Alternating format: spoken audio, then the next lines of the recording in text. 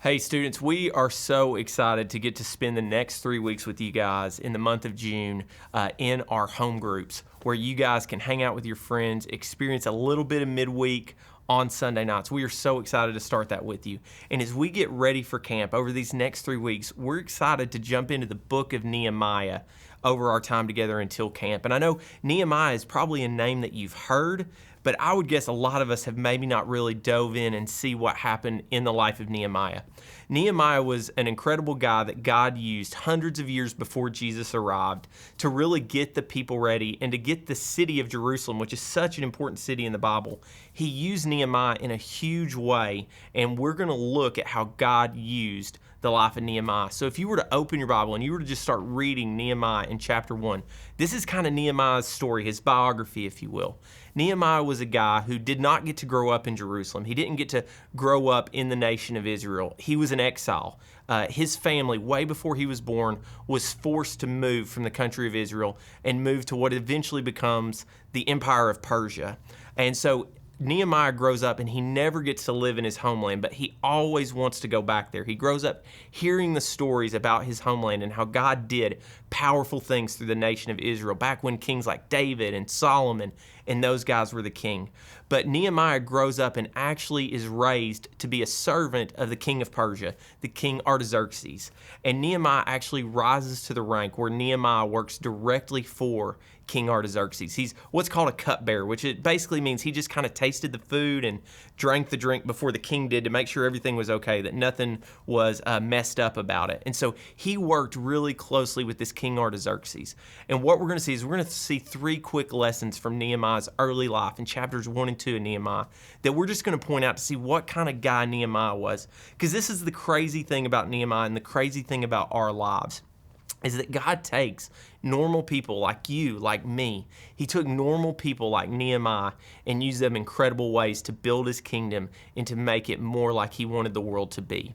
And so the first thing about Nehemiah, if you were to open up to the early verses of Nehemiah chapter 1, is you would see that Nehemiah deeply cared about the world around him. Nehemiah deeply cared about the people around him. Basically, some people traveled to Nehemiah that he's not got to see in years. And he asked them, he says, hey, how is Jerusalem doing? How's the city that I love, that I want to get back to, that I never had a chance to grow up in, that I never got to be a part of, but I know that's my true homeland. How is it doing? I'm living way over here in the Empire of Persia, serving the king, but how is this city that I love so much, that my family talks so fondly about, that I grew up learning about, how is that city doing? And Nehemiah's friends basically tell him, they say, hey, it's not doing well. The walls that were built to protect it, they're crumbled. They're not even built yet. The people of Jerusalem that live there, they're not safe right now. And Nehemiah basically just bursts out in tears. He is so moved and he's so impacted because his home city is in ruins. It's not doing well. So the first big lesson that we can learn from Nehemiah's life is that he cared about the world around him. He cared about the people around him. He cared about what God cared about. So for you and for me this summer, as we're out of midweek, as we're out of school, let's not forget that lesson that, hey, we should be moved by the people around us. We should be moved by the situations around us. Nehemiah was at a comfortable spot in life. He was serving the king. It would have been so easy for Nehemiah to just have ignored the situation of people around him. It would have been so easy for him to go, hey, that's not my problem. I've never even lived in that country. I've never even met anyone really from there. That's not my problem, that's their problem. But we see that Nehemiah walked so closely with God that no, he was moved for the things that God is moved for.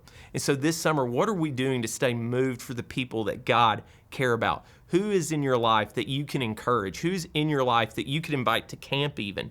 Who in your family needs encouragement? Maybe your mom, your dad, your siblings, someone in your family. They're just having a tough time at work or a tough time in life. How could you encourage them? Because we see that Nehemiah was deeply moved by the people around him.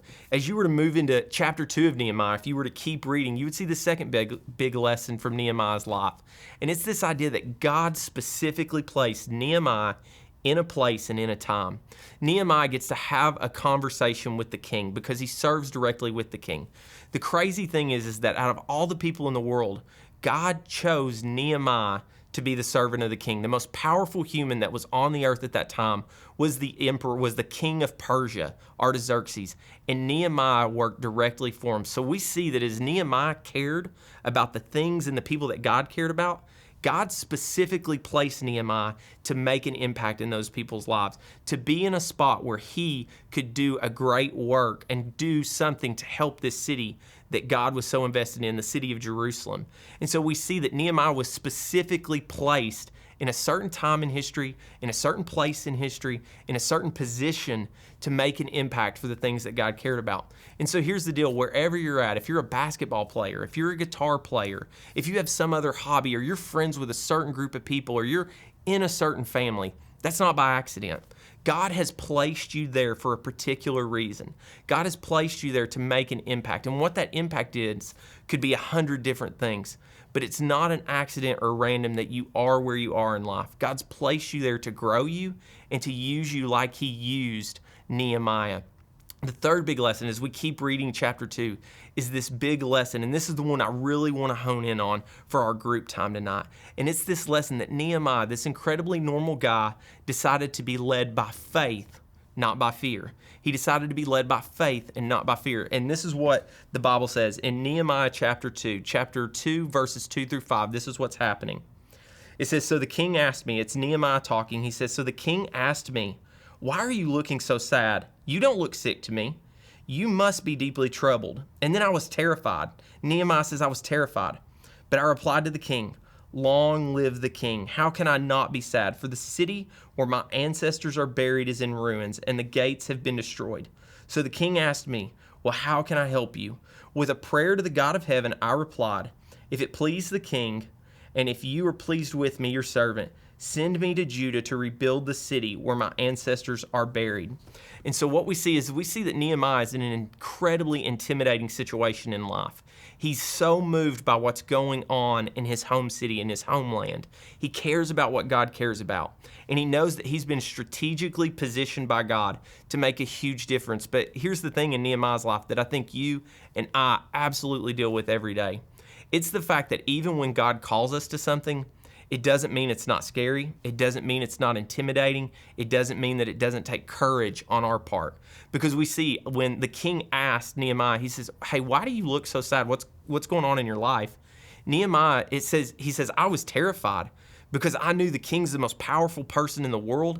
If the king wants to, he can put me to death right there. He can put me in prison. He can take away my position of working right alongside him. There's so many things that could go wrong in this situation. But because Nehemiah was so close to God, to the heart of God, because he was close to the things that God cared about, and he trusted God enough to know that he was in the position he was in, he was willing to not be led by fear when it's so easy for us to be led by fear. But instead, Nehemiah was led by faith, where he trusted God enough to say, hey, I prayed to God, and I stepped up to the king and was like, King, please, if you're good with me and if I've done good work for you and you trust me, please let me go rebuild my city. Let me go and do this great work to help my homeland, to do what God's called me to do. And if you think about it, King Artaxerxes was not a Christian. He wasn't a Jew. He worshiped his own gods. But Nehemiah trusted God enough to where he was willing to step out in faith and do this incredible work. And so for our first time, for our group time together, let's think through that as we start getting ready for camp and all the things that the Lord is going to do. How can we trust God, not only this week, but as we get ready for camp? What is he calling us to do, and how can we get ready for that great work? Because Nehemiah was just a normal guy. He wasn't special. He wasn't unique. He was just like you and me. And so I know that the God that stepped up for Nehemiah can step up for us. And so let's spend a few minutes talking about what that could look like in our lives. Have a great group time.